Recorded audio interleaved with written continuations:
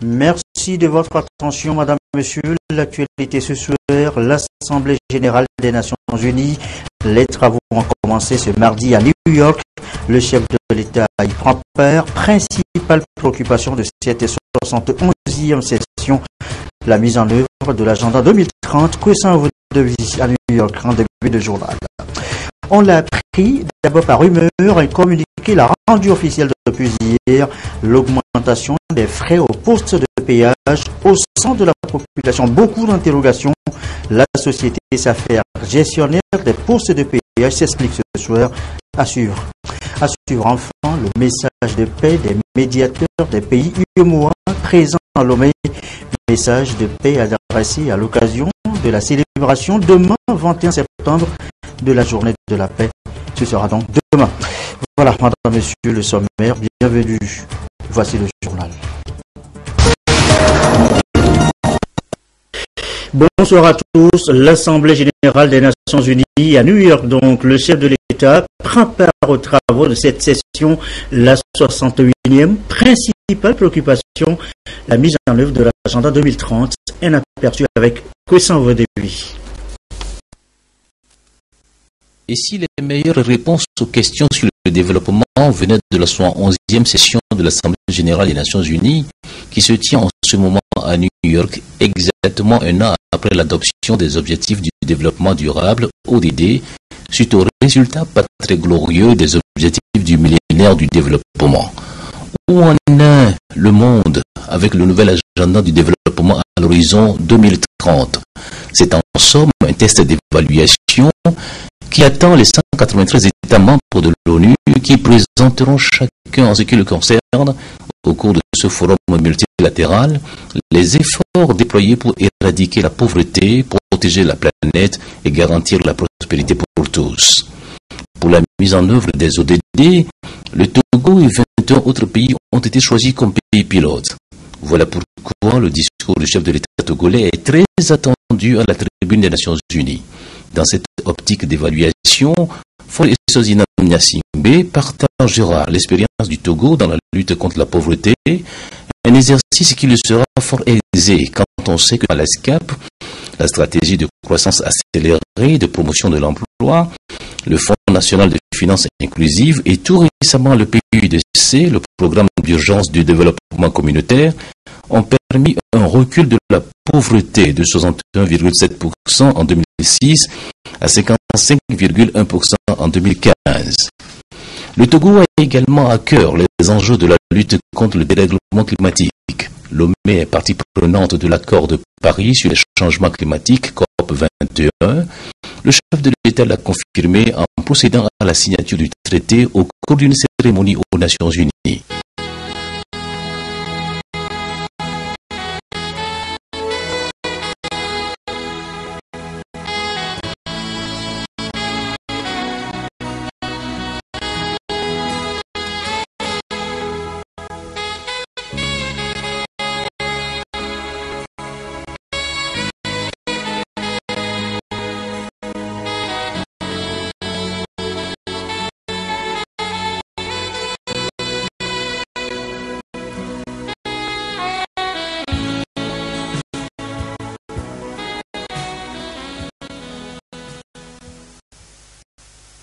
En marge de la 71e session de l'Assemblée générale de l'ONU, et dans le souci d'aider le Sud-Soudan, très jeune pays ayant accédé à la souveraineté internationale en juin 2011, mais en proie à un conflit interne, le Togo, membre du Conseil de paix et de sécurité de l'Union africaine, s'est associé aux nouvelles initiatives des Nations Unies prévoyant un renforcement de l'effectif de la mission de l'ONU au Sud-Soudan.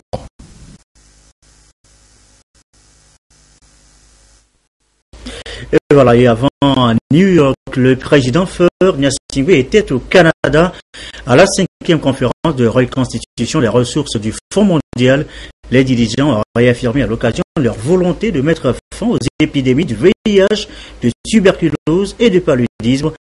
Une bagatelle somme de 13 milliards de dollars a été mobilisée pour l'agenda 2030. Le résumé des travaux est d'Emso Soukou.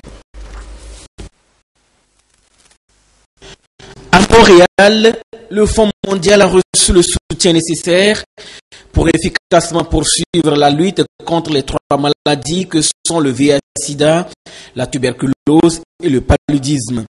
Près de 13 milliards de dollars ont été collectés sous forme de contributions annoncées à la fin de la 5e conférence de reconstitution des ressources du Fonds mondial. Le chef de l'État, Faure Gnagna Singbe, a pris part aux travaux aux côtés de ses pairs sur invitation du Premier ministre canadien Justin Trudeau. Ce dernier a annoncé qu'il faut agir sur la prévention à l'endroit des populations clés, les adolescents et les femmes en âge de procréer. Ce budget sera destiné au renforcement de la lutte contre les 3 maladies parce qu'il ne faut pas baisser la garde. Et l'idée, c'est qu'au fil du temps, d'ici les prochaines décennies, qu'on puisse venir à bout de toutes ces maladies-là en Afrique subsaharienne. C'est vraiment le but ultime de tout ce qui est mené. Alors, ceci est possible, mais il faudra que nous jouons aussi notre partition. Et compte tenu du fait que les relations entre le Fonds mondial et le Togo sont au beau fixe, le Fonds mondial a jugé que le Togo serait un interlocuteur valable pour plaider sa cause auprès de ses partenaires. C'est ce qui explique le fait que le chef de l'État a été invité à cette conférence. Le souhait de la conférence de Montréal est de parvenir à 0 nouvelle infection au VIH-Sida d'ici à 2030. Ce pari ne pourra véritablement être gagné que si tous les États prennent un engagement fort et responsable en faveur de la lutte contre la pandémie. Le gouvernement togolais a promis de réaliser les objectifs 90-90-90 de l'ONU-SIDA.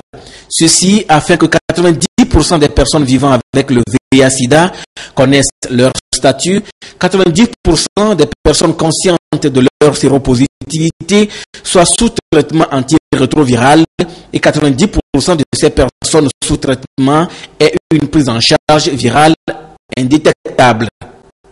Il y a lieu de maintenir le cap pour davantage être utile à la population, c'est-à-dire que quand vous prenez par exemple le paludisme simple, son traitement est gratuit grâce aux médicaments mis à disposition par le Fonds mondial. Donc il serait souhaitable que les agences de santé s'attachent au protocole normatif tel que établi par l'Organisation mondiale de la santé. À ce propos, il convient de souligner que les actions du chef de l'État ont permis à la partie togolaise de totalement régler sa contrepartie et donc de répondre totalement à la convention signée avec le Fonds mondial. Et donc c'est dans cette dynamique que nous devons aller, en sachant que les liens avec le Fonds mondial, les liens avec les autres partenaires vont nous permettre davantage de renforcer notre système de santé et ça va permettre progressivement l'extension de l'assurance maladie qui aujourd'hui concerne les seuls fonctionnaires. Entre 2002 et 2016, plus de 113 milliards de francs CFA ont été mobilisés par le Togo grâce au Fonds mondial, une enveloppe financière qui a permis de diminuer significativement le taux de nouvelles infections et de décès liés au VIH-Sida, mais de nouveaux défis subsistent encore. Nous saluons cette conférence de reconstitution qui permet, qui donne espoir à nos pays de continuer par bénéficier de ces financements, parce que malgré les résultats obtenus, il y a encore de nombreux défis. La prévalence de VIH est encore plus élevée et les femmes encore sont très vulnérables chez nous, les jeunes filles. Les enfants continuent pas à mourir de palu dans nos villages et dans nos villes. Et on a encore des maladies tuberculeuses et donc on a besoin de cette solidarité, de ce financement important pour les prochaines années afin de continuer notamment la politique sociale du gouvernement qui veut mettre vraiment le paquet pour améliorer la santé et le développement de nos populations. Le partenariat du Fonds mondial a permis de sauver 20 millions de vies depuis 2002.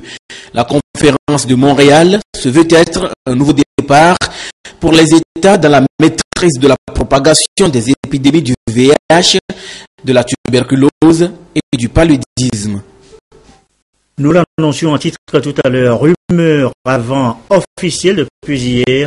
Les frais au poste de péage ont augmenté ainsi que le confirme un communiqué des ministres des Transports et celui de l'économie. Nous en faisions écho hier dans le journal de 20 heures. Une hausse qui suscite beaucoup d'inquiétudes, beaucoup d'interrogations surtout. La société SAFER, gestionnaire des postes de péage, s'explique ce soir sur la nouvelle mesure. Ramdan Bassine. La route est un facteur clé dans le processus de développement d'un pays. De sa bonne gestion dépend la santé de l'économie nationale. Depuis quelques années déjà, le Togo s'est lancé dans un vaste chantier de construction, de réhabilitation des routes sur toute l'étendue du territoire national, ce qui engendre des coûts énormes. Et pour assurer leur durabilité, il revient à chaque citoyen et usager de la route d'adopter des comportements civiques et citoyens. Quelques années sous la conduite du chef de l'État, des efforts énormes ont été engagés. Et ces efforts ont permis le développement de la route, la construction, la réhabilitation sur l'ensemble du réseau routier, à savoir routes revêtues, routes non revêtues et les pistes. Ces efforts ont entraîné un coût énorme et qui est l'engagement de l'État vis-à-vis des partenaires financiers.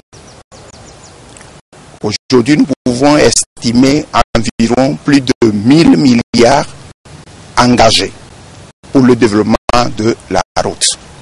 L'entretien de la route a un coût et la SAFER a pour mission de financer cet entretien à travers quelques taxes sur les produits pétroliers et les droits des péages. La SAFER mobilise et la SAFER finance l'entretien de l'ensemble du réseau routier.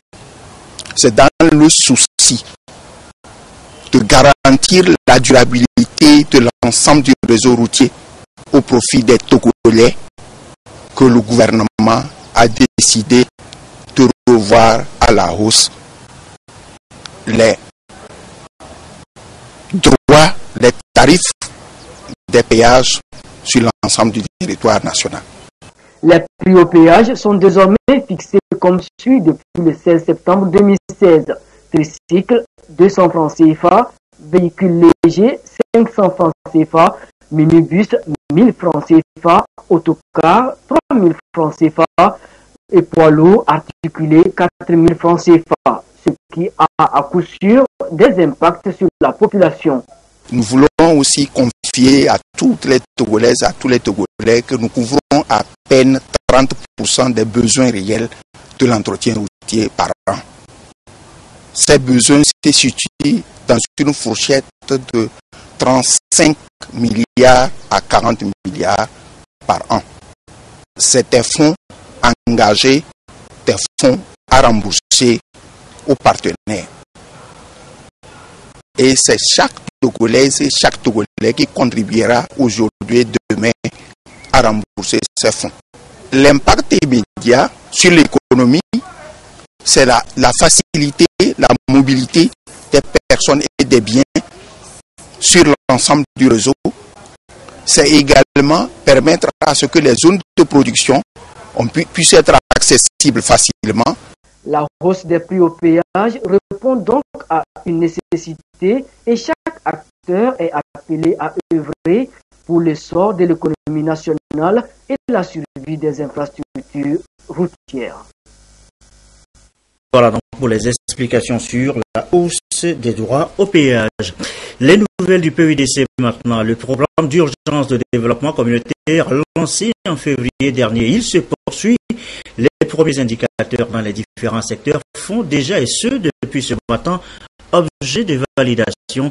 Il devrait à terme, ce programme, améliorer les conditions de vie des populations. Les précisions et de M. Soukour. Combattre la pauvreté, les inégalités sociales à tous les niveaux et permettre l'accès au bien-être à tous les citoyens, surtout ceux des milieux peu ou mal desservis. Voilà l'ambition du PUDC, programme d'urgence de développement communautaire qui, dans sa phase pilote 2016-2018, couvre 27 préfectures à travers le pays. Le gouvernement, avec le soutien du PNUD, veut accélérer l'accès des populations aux infrastructures socio-économiques de base.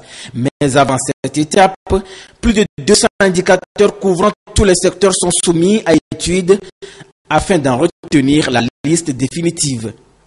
Cette étape aujourd'hui était très importante parce qu'il faut savoir effectivement dans les 27 préfectures qui font l'objet du programme prioritaire, donc s'accorder sur où est-ce que nous en sommes dans le domaine de l'éducation, de la santé, du désenclavement, de l'accès à l'hydraulique, l'accès à l'assainissement, l'accès à l'énergie, etc.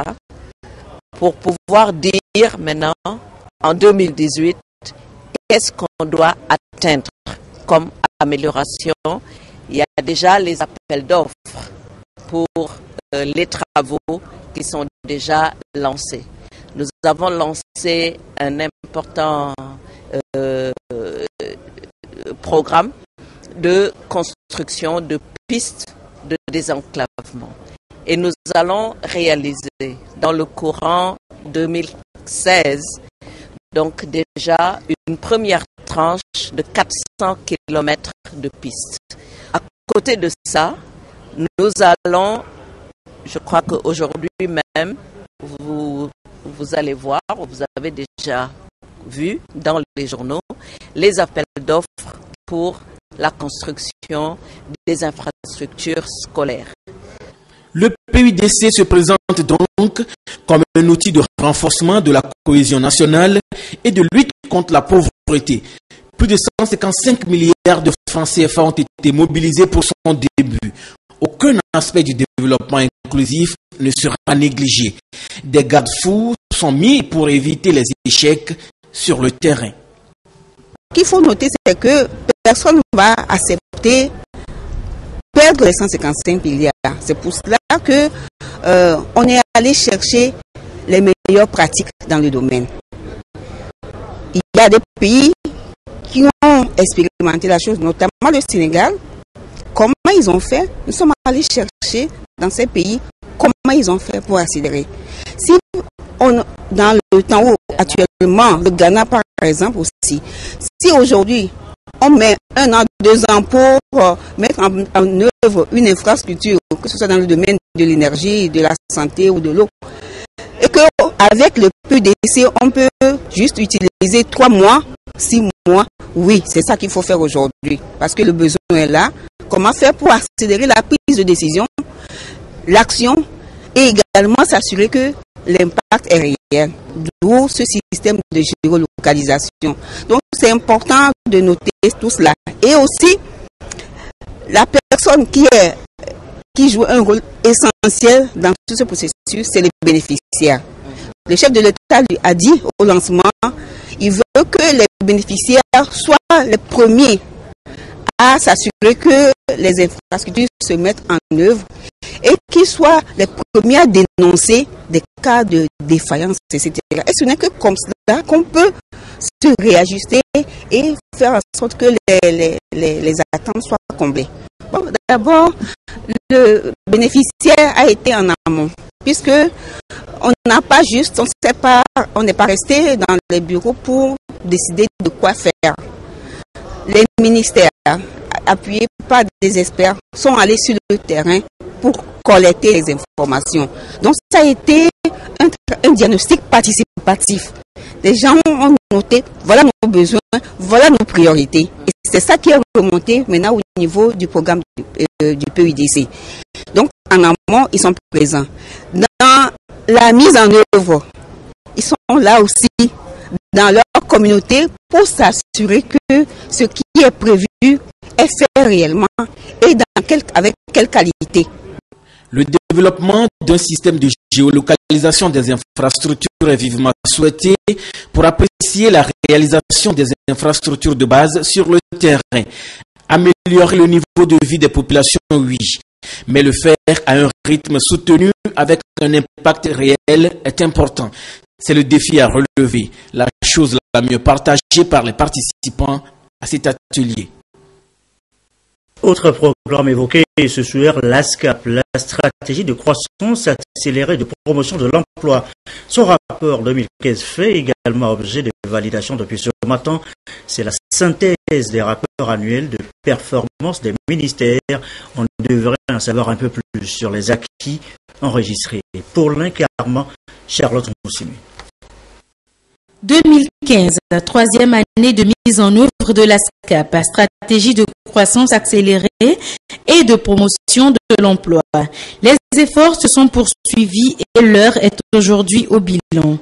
Selon les indicateurs, le PIB agricole a chuté comparativement aux années précédentes. En ce qui concerne l'éducation, le taux au préscolaire et primaire a progressé, contrairement au secondaire et universitaire, où l'on note une régression. Des progrès ont donc été enregistrés à des degrés divers, mais des contre-performances ont été aussi notées par endroits. Le cadre macroéconomique général s'est consolidé. Il y a eu l'inflation qui a été maîtrisée, la balance courante vraiment s'est améliorée, mais on a eu une petite décélération du taux de croissance du PIB qui a glissé de 5,9% à 5,4%. Au niveau des secteurs à fort potentiel de croissance comme l'agriculture, quoique les résultats de la production n'aient pas été à la hauteur de ceux enregistrés en 2014 du fait des conditions climatiques qui n'ont pas été favorables, mais le niveau de la production vivrière n'a pas connu un déficit. Les efforts en matière de renforcement des infrastructures, comme vous le savez, se sont poursuivis. Ces résultats sont compilés dans ce rapport qui est aujourd'hui soumis à validation. Outre les progrès enregistrés, le document souligne les obstacles rencontrés. Les actions de développement des ministères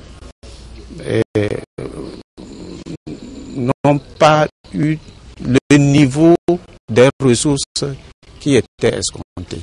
La question de suivi, évaluation et de monitoring dans les ministères mérite aussi d'être renforcée parce qu'on a des problèmes, ça et là, à avoir des informations bien pointues sur les actions menées, les indicateurs, etc. Donc, ce document provisoire est la synthèse des rapports annuels de performance des ministères et des rapports de suivi et évaluation participatif des régions maritimes et centrales. Une fois peaufiné, il servira de base pour les travaux de la revue annuelle conjointe de l'ASCAP au cours de la prochaine session du Conseil national des politiques de développement. Lancée en 2013, l'ASCAP prend fin en 2017. À signaler la prochaine rencontre des députés de l'Assemblée nationale, ce sera ce jeudi 22 septembre 2016 à 9h au Palais des Congrès, siège de l'Assemblée nationale, conformément à l'alinéa 55, à l'article 55, alinéa 8 de la Constitution de la troisième session extraordinaire de l'année. C'est ce qu'indique ce communiqué du président de l'Assemblée nationale. L'actualité ce mardi, c'est aussi la santé mère-enfant. Elle demeure une préoccupation, un défi. 8 pays du partenariat de Ouagadougou sont actuellement à Lomé en partage d'expériences. Nous reviendrons sur le sujet dans le courant de cette édition si tout va bien. Une maman en bonne santé, un bébé en pleine forme, ça passe aussi par un système de santé et de vaccination bien financé, bien harmonisé.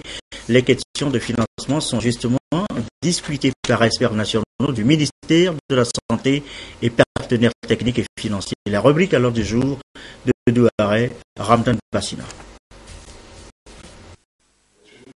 Les partenaires techniques et financiers de renforcement du système de santé et de vaccination au Togo s'engagent dans une gestion plus harmonieuse des financements pour compléter au mieux les apports du gouvernement au plan national. Ils vont ensemble avec le ministère de la Santé ressortir les besoins stratégiques, faire des cartographies des ressources disponibles, identifier le budget alloué par l'État, optimiser la mobilisation des ressources et garantir leur mise en œuvre. Pour les différents exercices biennaux, le système de santé est bien positionné et nous apportons notre appui technique en collaboration avec les donateurs que sont Gavi Alliance, auquel nous appartenons, mais aussi le Fonds mondial. Et nous accompagnons la mobilisation des ressources également. Le système de santé pour nous est extrêmement important. Nous voulons que nos investissements puissent contribuer à l'ensemble du système et en phase avec la politique du ministère de la Santé, parce que un système fort est tout simplement le garant de l'atteinte des objectifs de développement durable. Et nous avons l'intention de continuer dans cette direction pour soutenir le plan de développement sanitaire.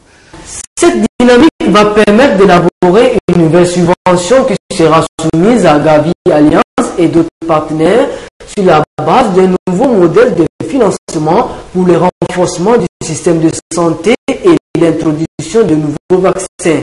Le Togo est éligible sur les 5 prochaines années d'environ 6,5 millions de dollars pour renforcer, contribuer au renforcement du système de santé. Mais en plus de cela, renforcer la plateforme d'optimisation des équipements de la chaîne de froid. C'est ce qui permet effectivement de mettre à niveau les équipements de la chaîne de froid jusqu'au niveau du district pour pouvoir effectivement renforcer la chaîne d'approvisionnement du niveau central jusqu'au niveau périphérique pour avoir des vaccins bien conservés et qui arrivent jusqu'à l'utilisateur final et permettent de vacciner les enfants dans de bonnes conditions et de les immuniser.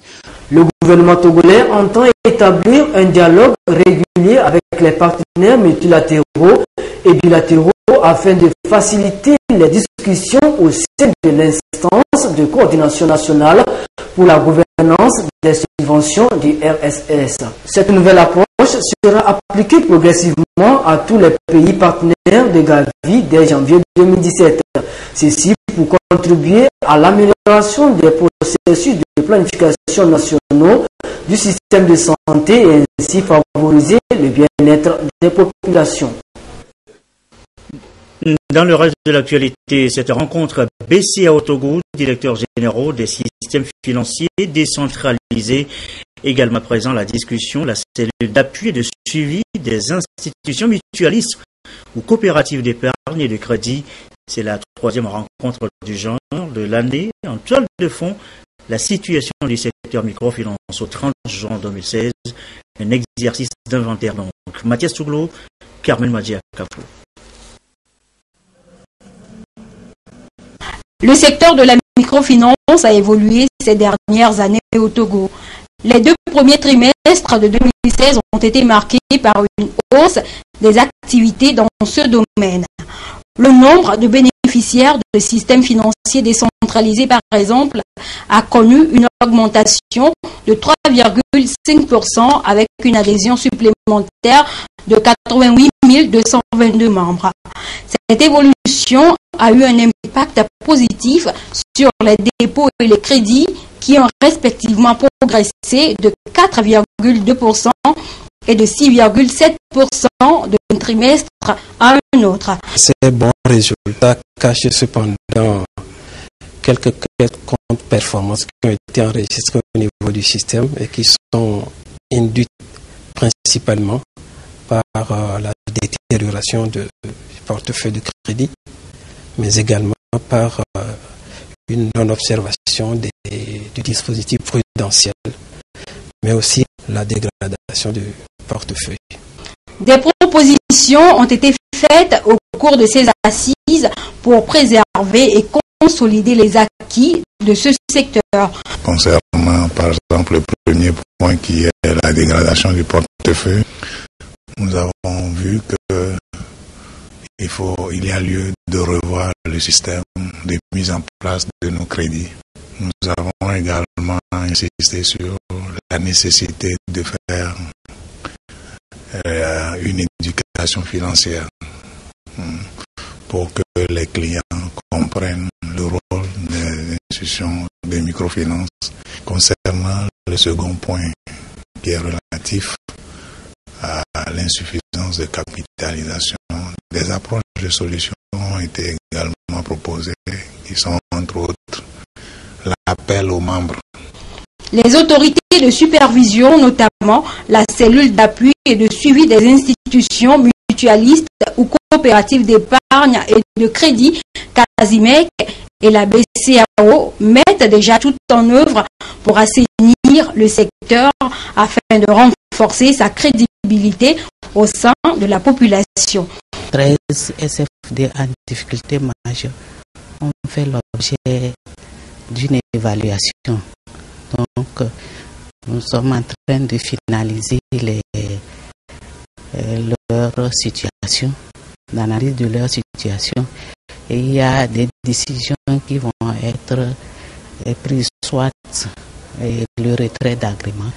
Et au niveau des structures illégales, nous avons commencé à fermer certaines structures et en collaboration avec le ministère de la Sécurité et de la Protection civile et le ministère de la Justice. Cette rencontre a permis d'examiner une série de questions liées précisément à l'amélioration des conditions de démarrage des bureaux d'information BIC et la contribution des systèmes financiers décentralisés aux ressources du Fonds de garantie des dépôts dans l'UMOA, Union monétaire ouest-africaine. L'Office togolais de la recette à l'exercice sur les activités au premier semestre 2016. Y a-t-il des difficultés dans la collecte des recettes fiscales? Le bilan de l'année, Lucassi, pour le compte rendu. Plus de 2 ans et demi après son opérationnalisation, l'Office togolais des recettes OTR enregistre des performances au-delà des objectifs qui lui sont assignés. Pour le compte de l'exercice 2015, l'Office a fait des recettes de 517 milliards de francs CFA, supplantant ainsi les 480 milliards de francs CFA demandés par le gouvernement, soit des taux de réalisation de 110% et de 107%. Et pour l'année en cours, l'OTR a pour mission d'engranger la somme de 575 milliards de francs CFA pour participer au budget national.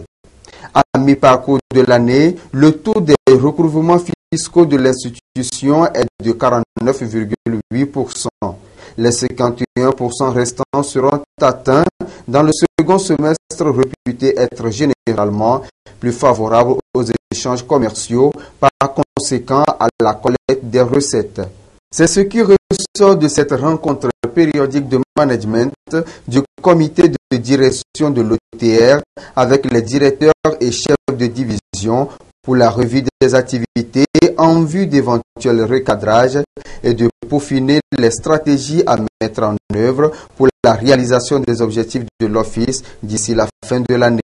Les recettes collectées sont en perpétuel accroissement. Entre 2013 et 2015, les recettes fiscales ont connu une hausse de 27,9%, et le recouvrement des recettes budgétaires au premier semestre en 2015 et 2016 sont respectivement de 12,4% et 17,2%. Des taux d'accroissement très significatifs par rapport aux années antérieures. Ces résultats ont été rendus possibles grâce à des facteurs tels que la rigueur dans le processus de collecte des recettes et le renforcement du contrôle fiscal et de l'analyse des risques pratiqués par l'OTR, selon le commissaire général Henri Gaperi. Annoncions en titre, le message de paix des médiateurs ouest-africains de l'UEMOA appelle à la paix, à la non-violence, lancé ce mardi à la veille de la journée de la paix. Demain, 21 septembre, au 5 aussi, et serre la clé.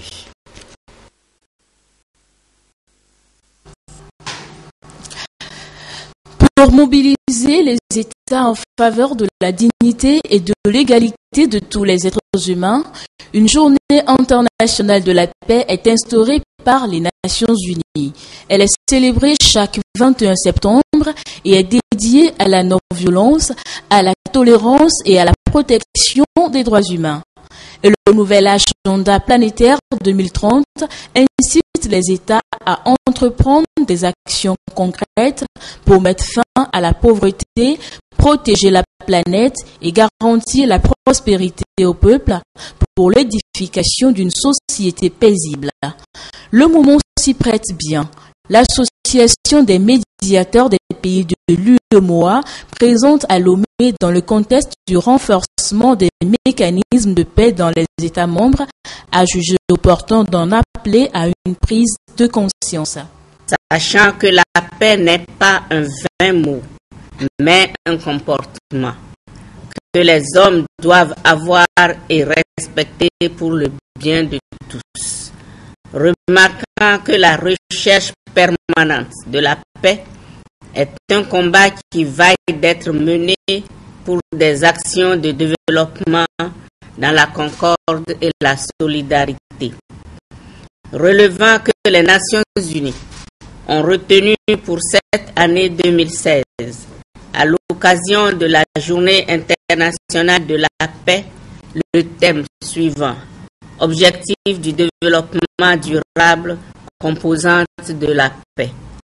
Observant la gravité du contexte sécuritaire très préoccupant en raison de l'activité des groupes terroristes préjudiciables à la paix en Afrique et dans le monde, lançons un vibrant et solennel appel à tous les États et à tous les citoyens de l'espace UEMOA à la mobilisation générale en faveur de la paix et encourageons tous les citoyens à unir leurs énergies afin que les sociétés humaines vivent dans la paix, la quiétude et la sérénité totale.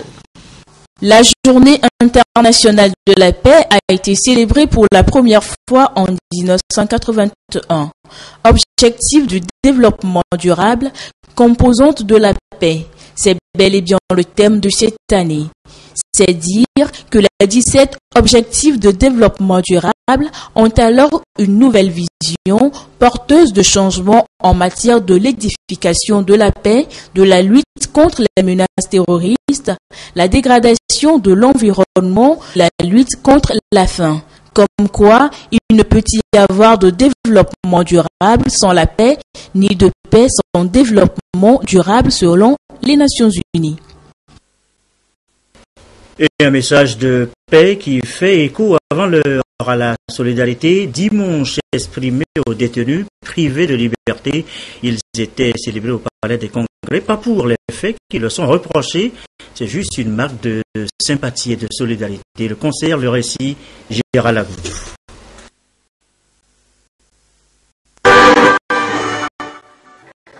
Ce concert est un événement à caractère social au profit des détenus. Dénommé concert de solidarité, cette initiative vise à mobiliser des populations en faveur du bien-être des personnes en milieu carcéral. Sur scène, des prestations des artistes, musiciens et humoristes. Ce que sa bouche a dit, sa main l'accomplit. Ce que sa bouche a dit, sa main l'accomplit. Je suis vu dans l'obligation de venir parce qu'on m'a dit de venir. Pas parce que je n'ai pas de programme à Abidjan. Je lui ai fait savoir combien de programmes que j'ai. Mais quand il s'agit de quelqu'un qui est en prison, la Bible dit ça, c'est la vraie religion. Et chacun doit assister parce qu'on ne sait jamais.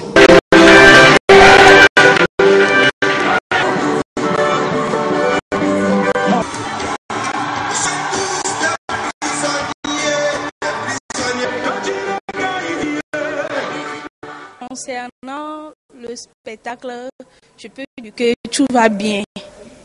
Pour les prisonniers, les humoristes, tout.